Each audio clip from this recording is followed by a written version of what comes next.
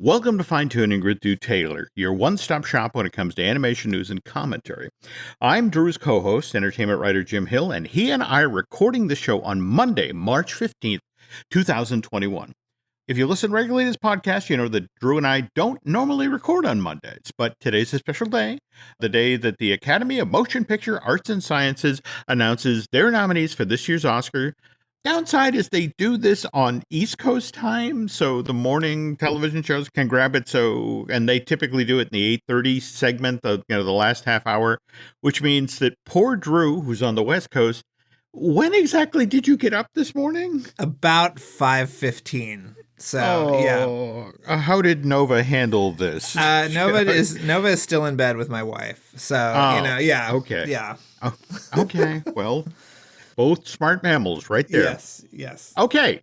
With the exception of one press release that showed up on my mail from Netflix, I have no idea who got nominated. Okay. So Drew's gonna fill us in here. So any surprises or? Well, I mean, I as I told you earlier, I thought that Soul was gonna pull off a Best Picture nomination, and it did not. Okay. So I also thought it was maybe going to get a Best Original Screenplay nomination. It did not. So, no animated features in Best Picture. The Best Animated Feature nominations are what we probably thought they were going to be. It is Over the Moon, Onward, Shaun the Sheep, the movie, Farmageddon, which I was happy to see, Soul, and Wolfwalkers. So pretty much what we expected, right? Okay. I mean, no disrespect to Shaun the Sheep. If I were picking an Aardman thing to put forward, I don't know if I would have put forward that one. But beyond that, that's a relatively good, solid list. Yeah. And then for animated short, we've got Burrow, which I know we both loved, Genius Loki, If Anything Happens, I Love You, Opera, and Yes People. So I've got some catching up to do on that category, but no to Jared.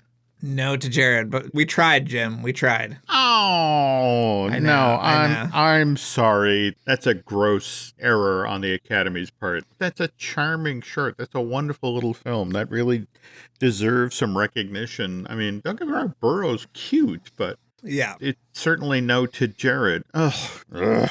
I'm not happy, Drew. I know. Well, we did what we could, Jim. We did what we could. And then Soul also got nominated for Best Score, which I think was pretty much a lock there. And also Best Sound, which is the new collapsed Oscar category for, And given, in today's world of effects and that sort of thing, I mean, face it, most effects films really are animated features. We're any interesting nods there, or the effects category is interesting. Yeah, we've got Love and Monsters, which I really loved. The Midnight Sky, Mulan, The One and Only Ivan, and Tenet. So, kind of an interesting group. Really? I thought Soul might permeate there too, but it did not. Yeah, but The One and Only Ivan. Yeah, really? Yeah. Okay. All right. Well, that almost makes up for no to Jared. Yeah. So Again, I really want to slap a few members of the Academy. Okay, that's the really real news. I mean, that broke just within the hour there, folks. Right. But let's get to the rest of the news of the week. News portion of today's show is brought to you by Storybook Destinations, trusted travel partner, the Jim Hill Media Podcast Network. For a worry-free travel experience, please book online at storybookdestinations.com. Okay, quick pivot to this past weekend's box office. Second weekend that Raya and the Last Dragon was out in theaters, sold 5.5 million worth of tickets. That's a 35% drop in business since its opening weekend. 562 million in ticket sales overall worldwide. LA is the number one movie market in the country. And the theaters that haven't opened up, they're due to open up this coming weekend, right? Yeah, some of them are. Some of them haven't really laid out They can. That's the important thing. But yeah, I think even in Burbank there were a couple of theaters open this weekend with Raya playing. So, really? Yeah. Okay. Yeah. Okay, because they were saying, it's another one of these walk before you can run scenarios. I guess they open at 25% capacity. But yeah, with the number one movie market in the country still in the process of opening, coupled with those two theater chains, or excuse me, three, Cinemark, Harkins, and I'm blanking the other one, and they're not deliberately not showing this Walt Disney Animation Studios production because of the whole premium access thing. Speaking of which, though, from what I'm hearing from Disney, they are very pleased with how they're doing with that $30 upcharge with Disney Disney Plus subscribers. They're also, I guess, pleased that inside of 16 months, they now have 100 million subscribers, or at least that's what they were saying at the shareholders meeting last week. Yeah, I was also going to say that a 35% drop off week to week is actually amazing for a traditional theatrical release. That is definitely worth pointing out. Yes, that compared to what other films who experienced a 60% drop off, that's great.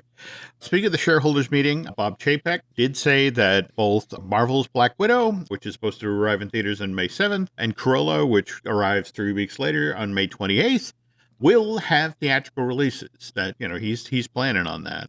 Speaking of Cruella, though, did you see the new trailer ad that dropped last night? I think with the Grammys? Yeah, it felt very much like the other ad. I mean, they said it was new, but I was like, haven't we seen this trailer before? I was like, yeah.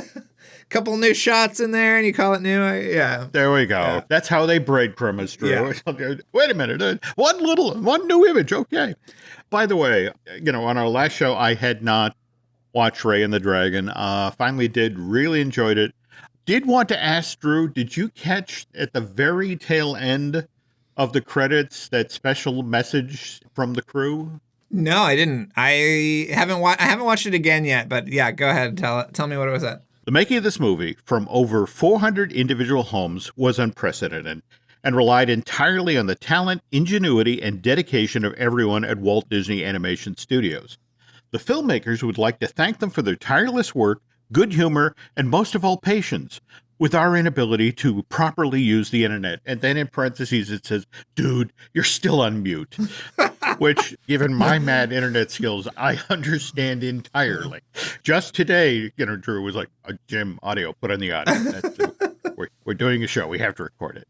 Also, worth noting that we're recording this on the 15th, and tomorrow, March 16th, the Art of book for Raya and the Last Dragon comes out. This is from Chronicle Books, and I'll mangle this name. Can you help me? You know how I know her is just Kaliko, because she's a part of Amy Astley's PR team. Oh, and she got to write this book, and so it was so fun. I've seen her and chatted with her over the years at various press events, and every time I'm at the animation studio. So Kaliko Hurley, who is absolutely fabulous, got to co-write this book. And so she and I have been talking about this over the last year, sort of as I was finishing up my art of book. She was working on her art of book. So it was a lot of fun. Yeah. You went up and did your interviews for Onward. Was that 1 day or 2 days? It was 2 days it was about this time. God, it was before Toy Story 4, which was, I guess, 2019. So around this time, 2019. So yeah, it was it was a whirlwind, but I think this new making of book is absolutely fabulous. No. Don't get me wrong. 160 pages of gold.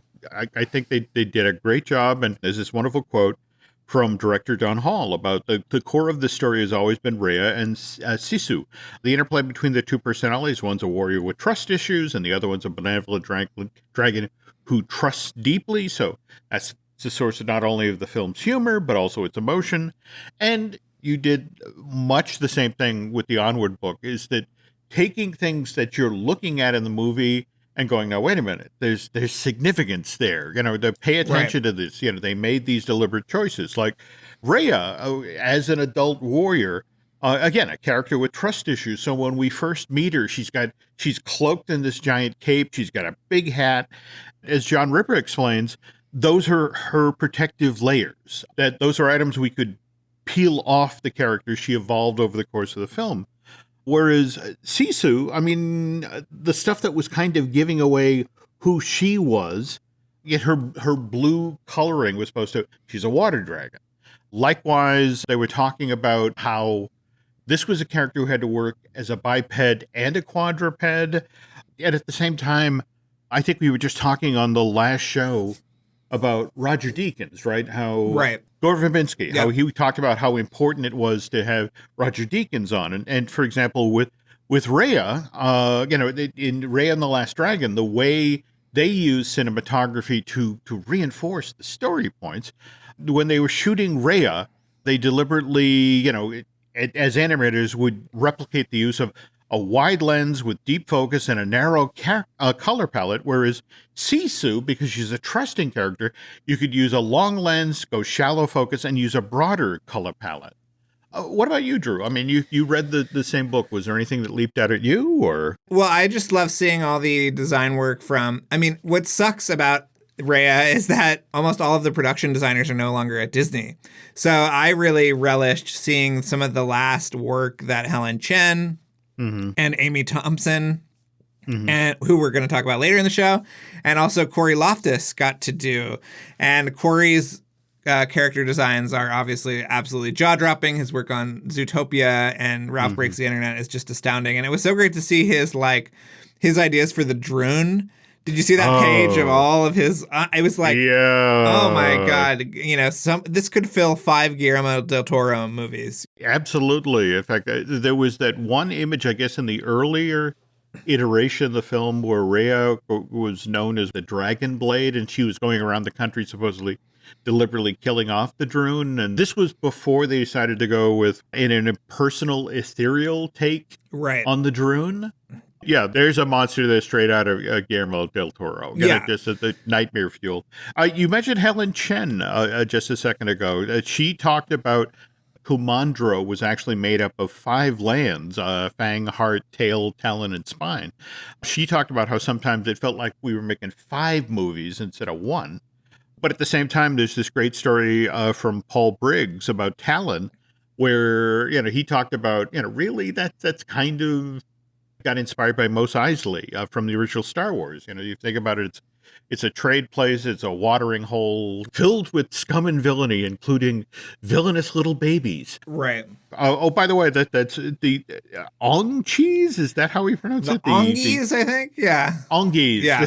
What I love, and again, you learn these things as you're reading the Art of Rhea book, and they were designed to be part monkey, part catfish, basically mochi balls with fur. They're amazing, Jim. They are. Amazing. They are. But yeah, that overall a great read.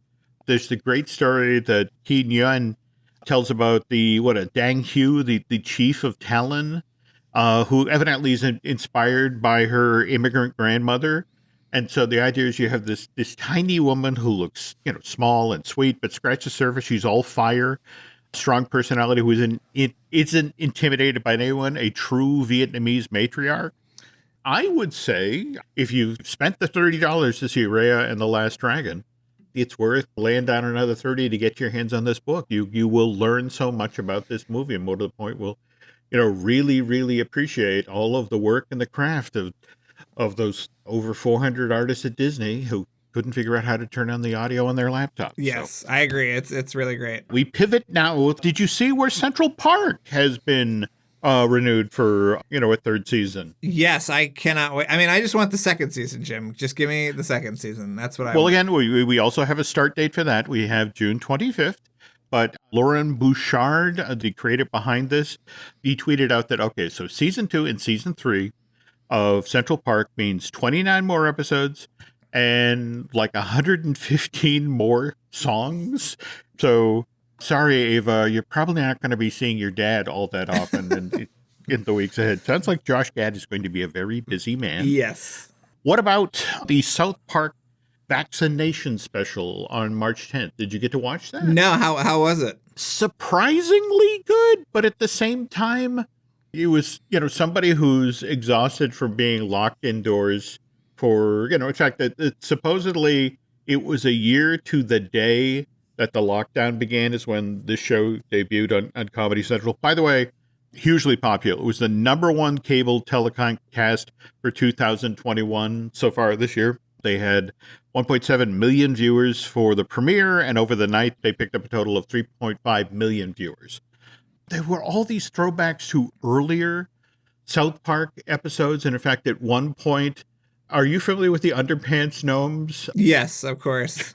All right, they show up Wow. at the Walgreen where they're dispensing, the hardest place and now in all of South Park to get in. In fact, it has like, Hollywood nightclub security outside with the little red velvet rope. And the Underpants Gnomes show up at one point arguing that they're essential workers because, of course, they're the ones who steal your underpants at night.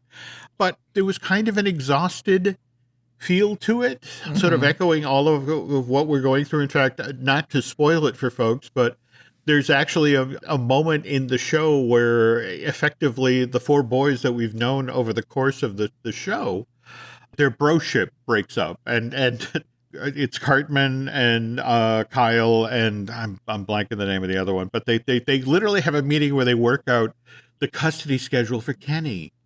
And there's this wonderful gag throughout the show because, of course, it's everybody over 60 who's initially gotten the shot. And so you have all of these old people in South Park lording it over the rest of the residents. It's like, ha ha, we got our shot. And, we can go out with it masks. And there's this gag at the end of the show where finally everyone in South Park is getting their shot. And it's like, okay, old people, back to the retirement home, and forcing them off the streets. But it's worth checking out. It's certainly not as foul as last year's hour-long South Park episode where we find out the role that Mickey Mouse played in the launch of the Wuhan flu. Right. But no, I would check it out. Oh, what do we make of the Pepé Le Pew situation? Well, I mean, I think supposedly there was only one draft where he was even in the story prominently. There we go. And it was last year. It was even before the current director took over. I don't know if we all remember that Space Jam 2 had a completely different creative team for about 3 weeks on the movie. And so this was during that version. So I don't really understand what everyone is bent out of shape about, especially because I don't think Pepé Le Pew is anybody's favorite character. But you have an interesting historical take on Pepé Le Pew, don't you? I guess we should explain to people what the scene was supposed to be. I remember when you first explained about this all Warner Brothers worlds together in one movie conceit for this movie. So in this movie, Superman can fly out of Metropolis, go to Hogwarts Castle, pick up Harry Potter, and then the two of them can fly to Bedrock to have lunch with Fred Flintstone. I mean, it's that kind of movie. Right. And so the scene that was in the film for a while was LeBron James needs information. He ends up at Rick's Cafe from a Warner Brothers 1942 production of Casablanca. And as he walks in, sure enough, it's black and white, and there seated at the bar is Pepé Le Pew, who's putting the moves on, I'm blanking the name of the model, Denise? Santo, yeah. Okay. But what happens, again, it's a 2021 movie. He's doing his French lever routine, and she grabs him. I think she throws a drink in his face, slaps him, and stalks off. And LeBron actually walks up to Pepe at one point, and it's like, dude, it's 2021. No means no. And I mean, and that's the thing. The way it sounds is this literally was a pop culture warrior joke. The whole reason the scene existed was, to sort of do that bit to the effect of, here's Pepé Le Pew doing what he always did, and that doesn't play anymore. But for me, I think the thing that's fascinating about Pepé Le Pew is this character only exists because of a grudge match between Chuck Jones and Eddie Seltzer at Warner Brothers Studio. If you go back into Warner Brothers history, Daffy Duck, he didn't burst on the scene fully formed. He was a character that debuted in a Porky Pig short, Porky's Duck Hunt, back in April of 1937. And they went, oh, that's an interesting character, and maybe we can do something with that.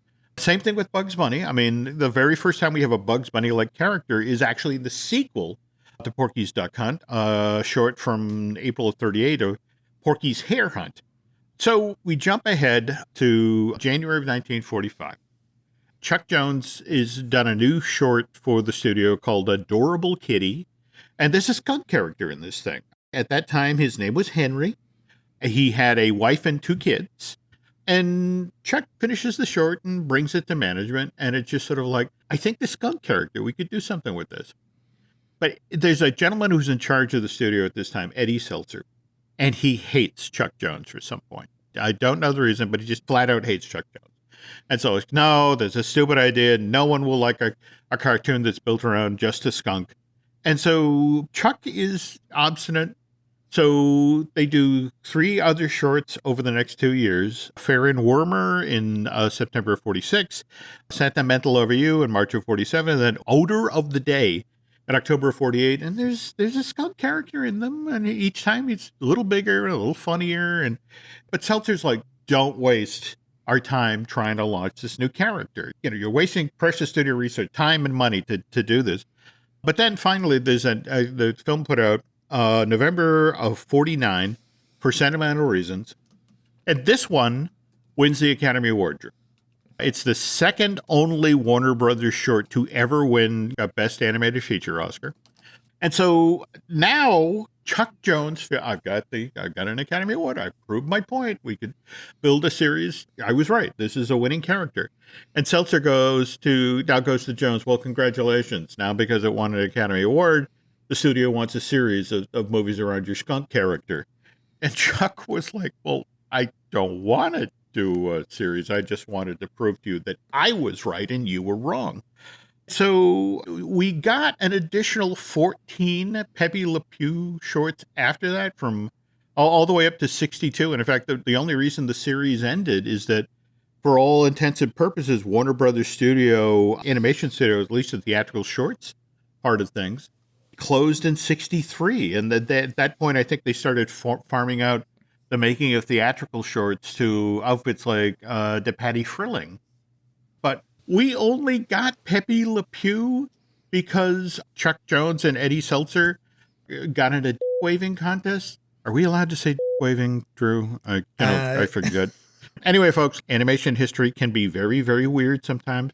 Speaking of which, when we get back from this break, Drew has an amazing story about the film you never got to see, which was a Gargoyles movie? Am I right about that? A live-action Gargoyles movie, yes. Okay, you got to come back for that, folks.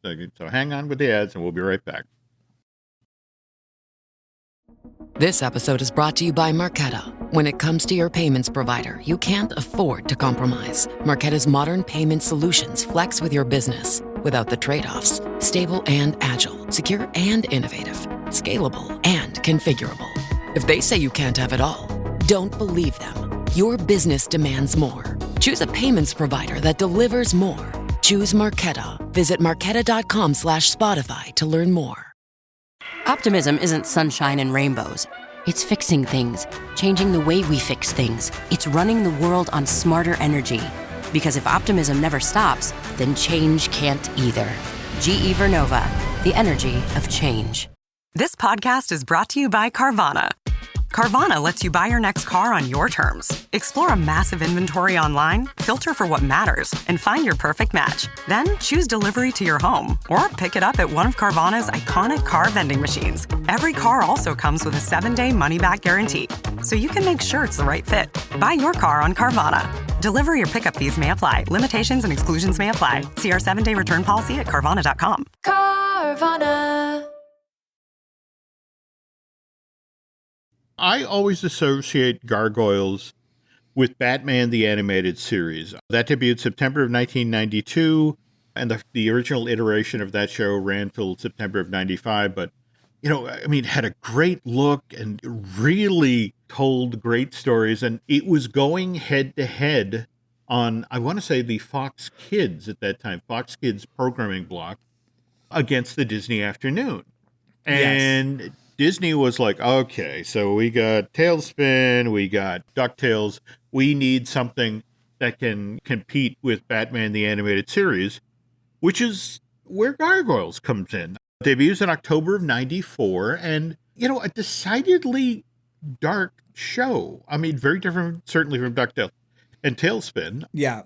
Well, you remember that the Fox animation block, too, was designed and implemented by a former Disney executive. No, you're not wrong. You're not wrong. I think it was Bill Mechanic, right? There we go. Yeah. Took from the playbook very well, but it ended up being the sort of downfall of the Disney Afternoon, right? Because all of the Fox channels, which were running the Disney afternoon at the time, decided to run this other programming block. But yeah, no, it was very mature. And, there is that famous gun safety episode that sort of like, is sometimes shown and sometimes not, and You're right. yeah. No, I enjoyed it. I mean, that there were 3 seasons of a total of 78 episodes. It was one of these Venn diagram show. I mean, how many people on that show were members of the cast of Star Trek: The Next Generation? Yeah. Marina Sirtis and Riker. I'm blanking. Jonathan Frakes. Yeah. Jonathan Frakes. Yeah. I mean, just, so much of the voice talent, so the notion, hey, if you're watching Star Trek: The Next Generation, you want to come watch Gargoyles. Also, Edward Asner. I mean, it had an amazing vocal cast, but if you look at the writing staff, I mean, it seemed like they would change it out completely each season.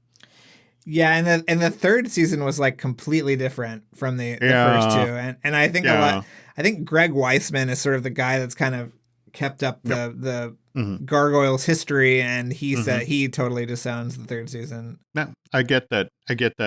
But the interesting thing is, as early as 95, there was talk based on this set of characters, like, ooh, we need to do a film with these and not just a home premiere. They were talking about a live action feature, right? Yeah. I mean, I'm not sure when it started. So the story is that I got this screenplay off of eBay. And what kind of sparked this is that a couple of years ago, Rick Baker, who is the Oscar-winning, yes, he was selling off a lot of his stuff, and there was a Goliath maquette that was a part of the sale, which I'm like kicking myself because I looked at the asking price on it the other day and it was like $800, and it was like, oh my God, I could have had this amazing thing. But anyway, so there were a set of drawings and also a maquette from this Gargoyles, and it said Disney live action Gargoyle Project 1998. So at least, okay, I had a date, I had when it was going to happen, and so I found this script from 1998 on eBay and bought it, and it came to me, and it is pretty interesting. All I understand from the project, because they were looking to make the initial one affordable, is supposedly there's only one gargoyle in the story. Am I right? There's only one gargoyle, yeah. Okay, all right. So, plow the road. Okay, so this is a draft from 1998, written by Jim Kof, who was working for Disney a lot at the time. He wrote the 2 Stakeout movies. The first one, I think, won an Edgar Award for him. He worked on the initial version of National Treasure, and he was doing stuff like, I believe, Disorganized Crime, which he also wrote and directed, was for Disney. He wrote Operation Dumbo Drop. And so he was very much in the Disney mix, and this script is based on an earlier script, which I don't have, by Dean Devlin, who was Roland Emmerich's sort of co-conspirator, and they did Independence Day and Stargate and all of those movies together. So I'm not sure how much this follows that version, but one of the interesting things is that during the sort of medieval prologue, the gargoyles are actually humans.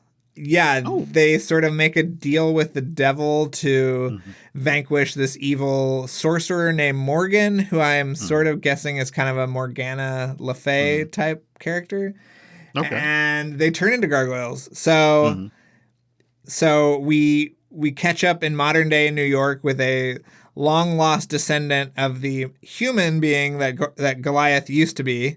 And we get some of the same mythology about, the gargoyle has to rise above the clouds to become alive. And yeah, so then there's this whole sort of thing where Goliath comes back. He doesn't speak English in the script, which is also sort of interesting and weird. It's all sort of Celtic, Gaelic, I guess.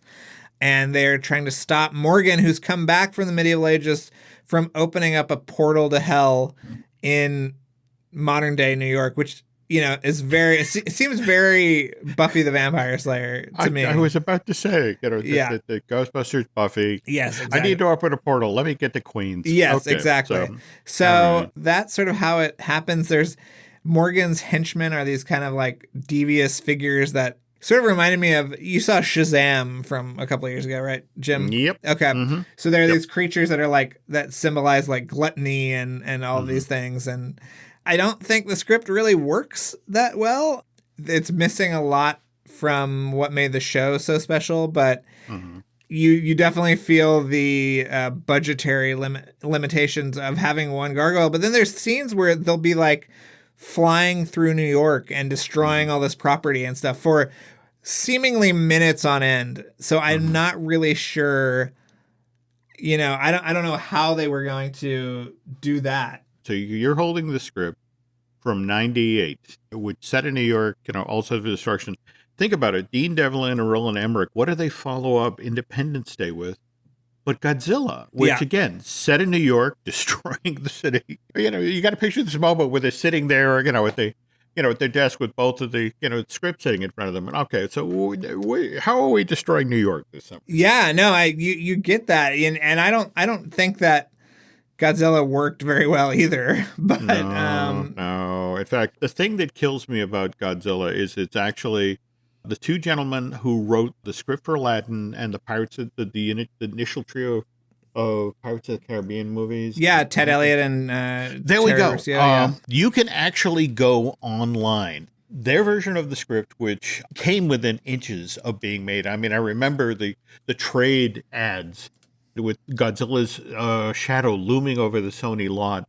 It's a great script. It really is. Again, in fact, it's such a great script that somebody went and did a graphic novel version of it, just taking it beat for beat and putting it out there. But in the end, it was, again, a budget situation. And also, frankly, you know, I'm blanking the name of the director. Wasn't it Jan de Bont? There we go. We go. And it was one of these situations where Dean Devlin and Roland Emmerich had just come off of Independence Day. And the notion is that they've just delivered a film that's full of destruction and giant scale and what a Godzilla movie should be. And the studio decided, let's take this away from John and give it to those guys. And they then basically reinvented the film to, you know, a giant iguana attacking New York. And it just sort of, you know, but no, it's definitely worth checking out. And Terry Rossio actually has a story credit on the new Godzilla vs. Kong movie. There we go. So let's talk about how this ends. I mean, obviously, this is Hollywood of the 1990s, and it's a big budget effects film. So do they set up, you know, Gargoyles 2? Yes, they do. There's this weird subplot where Morgan has become kind of an art historian figure in modern day New York, and he's killed some of the other gargoyles, and he has these stone hearts that he's gotten out of them. And at the very end of the movie, obviously Goliath makes this ultimate sacrifice. He becomes one of the hearts, and he falls into the river. And at the end of the movie, it's this slow crane down into the water, Jim, where we see all 5 of the gargoyles in their gargoyle form in stone under the water. You know, and it says something like, maybe one day they will be reunited and resurrected and all this. And it's like, yeah, when the computer software can handle this amount of creatures. You just nailed what the issue was. When you read a screenplay like this and it's this much flying in the city, and we're kind of in the same space with Sam Raimi and the first Spider-Man. It was just, I know what you want to see in this movie. I just don't know if the technology is there to do this yet. And they thought enough of what Rick Baker did to have him do a maquette of this and to see, okay, can we do this as a full body suit? Can we have something that we can maybe do go motion puppetry with? By the way, to circle back to the auction that you were just talking about, for me, same thing. I paged through this catalog, and it's all of this great stuff from films he actually worked on, and then the what ifs. Right. Did you see the images in there of the aliens from Night Sky? Yeah, I'm obsessed with Night Sky. Yeah. I have the script. Wow. Tell you what, we'll trade baseball cards here. You get me a copy of your Gargoyle script, and I'll get you Night Sky, which, folks, by the way, if you don't know Night Sky, it was the film that Spielberg was going to make before he decided to make E.T. Yes. Where he turned the evil aliens that were attacking the people in the farmhouse into benign single alien, just like single gargoyle, to make the movie affordable. But yeah, it's a killer script. And because of the Night Sky ET connection, that Rick Baker had some percentage point or profit, or something, and he made I hope so. Yeah, he made like a so. ridiculous amount of money because when you see the Night Sky aliens, you see how they go from there was one nice one, and that sort of went into making ET, which he did not work on. That was Carlo Rambaldi who did that, but. Yep. And the story behind Night Sky, the real life story of the farmers that were attacked by these aliens is really interesting. I think you can feel a lot of it in another Disney production, which is M. Night Shyamalan's Signs, is very Night Sky-y, right? Oh yeah, no, absolutely. And who wrote the screenplay? John Sayles, I believe. There we go. Yeah. Yes, John. No, it's an amazing script. Seriously, I will dig out a copy, and when somebody's looking the other way at Kinko's, I'll get you a copy made.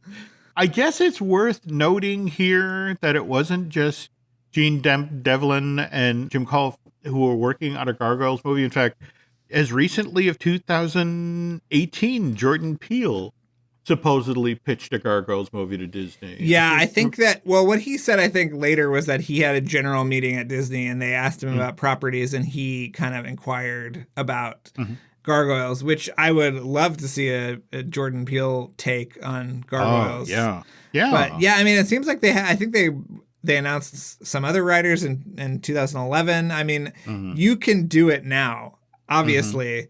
And you can bring all 5 of the Gargoyles to life. And I think it would be really fun if you brought some of the voice talent back, right? Like get Keith David to come back. No, absolutely. We still live in a world where we could bring Edward Asner in. Yeah. So do that. Yeah. I was just talking with my brother last night about how we now live in this world that, thanks to subscription streaming services like Paramount Plus and Disney Plus, the old Hollywood business model where you have to create a movie that works for all 4 quadrants, that doesn't apply anymore. That you can do these things like Star Wars The Mandalorian, where you have this rabid fan base, which you can, if you deliver a quality show, you can maybe bump out a bit because, everybody's, back when we could actually go to offices, everyone's standing around the water cooler talking about, this amazing show. Right. But these franchise things, the Star Wars, the Star Treks, and something like Gargoyles. I mean, Gargoyles, what did Bob Chapek say that they were going to be on the heels of the success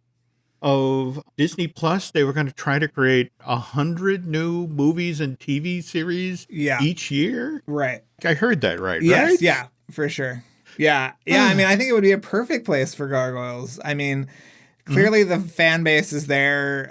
There was a really great interview last year with, I believe it was with Weissman on Polygon, about the kind of phenomenon of the story. And he's planned all these spin-offs, and I guess you can watch early episodes and see sort of where they were going to take it. But yeah, I mean, I don't think they should make this script, but they should make a script and they should do it in live action. I think it would be really cool and fun. But it was a great little peek at like what they were thinking of, and like what the limitations were. But yeah, I mean, I've always loved this property, so it was a real thrill to kind of get to see it a little bit better. I'm so glad you've been able and landed this. Thanks for sharing. Yes. And like I said, let me go dig up my Night Sky because you're going to love that one too. So speaking of great stories that only a Drew Taylor can tell, what's going on with Light the Fuse, Light the Wick, and... Light the Fuselage. Yeah, we have Light the Fuselage. Yeah. Seriously, you need merch of that. I know. All right? Well, we got to do that for Top Gun Maverick. But yeah, we're just we're plowing ahead. We're still in the middle of the John Wick miniseries, so we will return to our usual Mission Impossible schedule in the beginning of May. So we've got a lot of great stuff. Keep coming back. We've got some awesome stuff. Yeah. Seriously, folks, if you love entertainment history, you have to listen to Light the Fuse, Light the Wick, and Light the Fuselage. I love that name. On our side of the fence, we got Disney Dish with Len Testa. In fact, this week we are trotting out as a treat to all Disney Dish listeners. The show we did is a Bandcamp exclusive, the American Adventure script from 1978. This was a passion project for Len and Aaron, and that's supposed to drop on Wednesday this week. And then if you head over to Bandcamp on Friday, Len, Aaron, and myself will pop the hood on how this came together, and it's just a lot of work to try to replicate what a Disney theme park show sounds. Well, it's a very cool episode. I listened to it a few weeks ago, and the way that it is brought to life is really interesting. The only gripe I have, Jim, is that I wanted to be the cast member saying the spiel at the beginning. I'm just saying, that if you'll notice, I am not in the show as well. And mind you, if they were looking for Ben Franklin to be a nudgy, fat white guy, I mean, I could have done that. I mean, come on. But hindsight is 20/20. True. Okay, let's see. Speaking of Aaron Adams, he's the gentleman I do the Marvelous Disney podcast with. We also have Universal Joint with Dustin Fuse, working on a new one of those. Tell you what, if you could do Drew and I a favor, if you could head over to Apple Podcasts and rate and review not only Light the Wick, Light the Fuse, and Fine Tuning, that would be incredibly helpful. If you really, really, really like what you heard here today, if you want to hand over to Bandcamp and subscribe, that's what helps make things like that American Adventure Show happen. And Drew, remind folks where they can find you. You can find me at Drew Tailored, like a tailored shirt. And that's on Twitter and Instagram. So come check it out. Okay. And Nancy, again, just comes at me with a 2x4 and it's like, tell them. So we're on Twitter. We're on Instagram at Jim Hill Media. And then on Facebook it's Jim Hill Media News. And that's going to do it for this week. Thanks for listening, folks. And Drew and I will be back soon.